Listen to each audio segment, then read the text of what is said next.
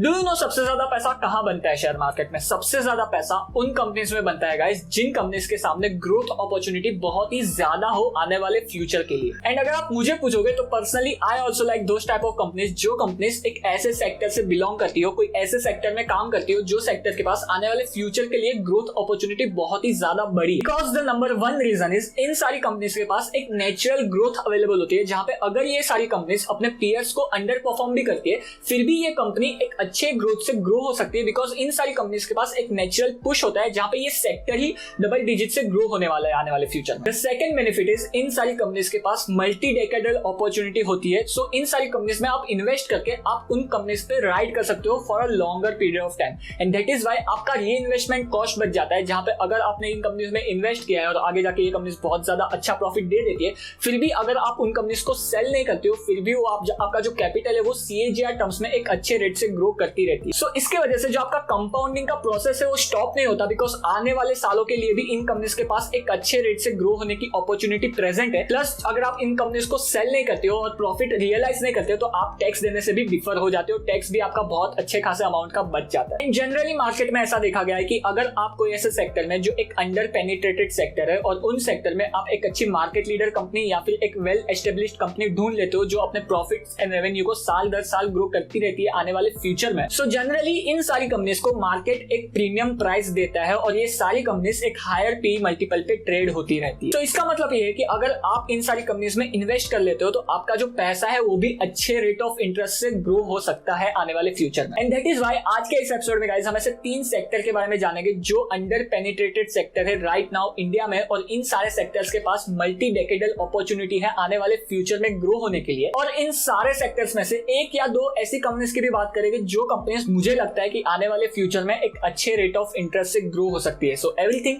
In this episode, let's get started. Hello guys, my name is Pratik. I hope you are doing well. And the first thing, as a disclaimer, I want to tell you guys कि जो भी सारे stocks के बारे में आज के इस एपिसोड में मैं बात करने वाला हूँ, these all stocks are not a stock recommendations और stock tips। जो भी आपको इन्वेस्टमेंट डिसीजंस लेने हैं आप अपने स्टॉक एडवाइजर या फाइनेंशियल एडवाइजर से बात करके लो तो बेटर रहेगा, बिकॉज स्टॉक्स रिस्की भी हो सकते हैं। And the second thing is like कर दो इस एपिसोड को please. So the first sector which is very under penetrated sector in India and जिस सेक्टर के पास double digit growth opportunity present है, मल्टी डेकेडल अपॉर्चुनिटी प्रेजेंट है right now India में, and that sector is life insurance sector. Life insurance penetration in India at percentage to GDP is very low at approximately 3.5%. जो world average है वो approximately 6.5% के आसपास है। And that is why according to analyst approximately 12 to 15% की natural growth available है life insurance sector को, जहाँ पे अगर कोई कंपनी मार्केट को आउट परफॉर्म करती है और अच्छे से अपने बिजनेसेस को रन करके ओवर परफॉर्मेंस दिखाती है तो वो कंपनी अच्छे रेट ऑफ इंटरेस्ट से ग्रो हो सकती है। The second reason is India में year on year per capita income increase हो रही है और इसी वजह से लोगों के हाथ में ज्यादा पैसा आ रहा है। लोगों के हाथ में ज्यादा पैसा आया तो लोग ज्यादा से ज्यादा सेविंग्स कर रहे हैं, और अगर इंडिया में सेविंग परसेंटेज बढ़ता है तो ज्यादा से ज्यादा लोग अपने लाइफ को इंश्योर कर पाएंगे और ज्यादा से ज्यादा लोग पेंशन के लिए अप्लाई कर पाएंगे। And that is why it is also one of the factor जहां पे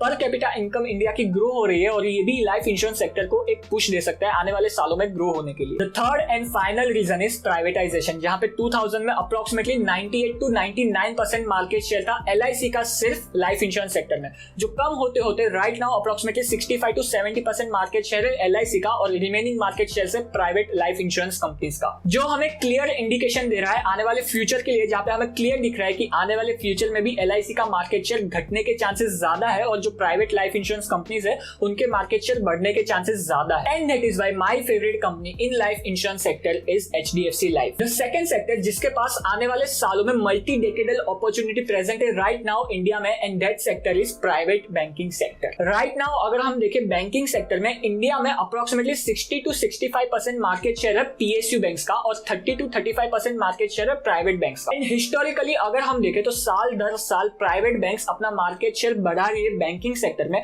और ये फ्यूचर में मुझे क्लियर स्विच होते हुए दिख रहा है, जहां पे फ्यूचर में 30 to 35% मार्केट शेयर होगा PSU बैंक्स का और 60 to 65% मार्केट शेयर होगा प्राइवेट बैंक्स का। प्लस बैंकिंग सेक्टर के पास आने वाले सालों में एक नेचुरल ग्रोथ अवेलेबल है ही, जहां पे लोगों की इनकम बढ़ रही है, जहां पे लोग सेविंग्स के ऊपर ज्यादा ध्यान दे रहे हैं और ज्यादा से ज्यादा अगर सेविंग्स होगी तो बैंकिंग सेक्टर अच्छे से ग्रो होगा। Plus India is growing economy और हर एक ग्रोइंग इकोनॉमी का बैकबोन होता है बैंकिंग सेक्टर, जहां पे कंपनीज को ग्रो होने के लिए पैसों की रिक्वायरमेंट होती है और वो पैसों की रिक्वायरमेंट पूरी होती है बैंकिंग सेक्टर से, जहां पे बैंक्स लोन देके उन कंपनीज की पैसों की रिक्वायरमेंट्स पूरी कर सकती है। And that is why guys private bank के पास बहुत ही बड़ी हेडरूम है ग्रो होने के लिए आने वाले डिकेड में, जहां पे फर्स्ट थिंग इज एक नेचुरल ग्रोथ ही अवेलेबल है बैंकिंग सेक्टर में, प्लस जो दूसरे प्लेयर्स है उनसे मार्केट शेयर छीन के जो ग्रोथ आएगी वो अलग। And in private banking sector my favourite banks are Kotak Mahindra bank and HDFC bank. The third and final sector for this episode, जिस सेक्टर के पास आने वाले सालों के लिए बहुत ही बड़ी हेडरूम है ग्रो होने के लिए, एंड राइट नाउ इंडिया में इस सेक्टर के पास टेलविंड आ रखी है, and that sector is speciality chemical and API sector. APIs and speciality chemicals use होते हैं फार्मास्यूटिकल इंडस्ट्री में, जहां पे जो मेन इंग्रेडिएंट होता है किसी भी दवाई का वो होता है API,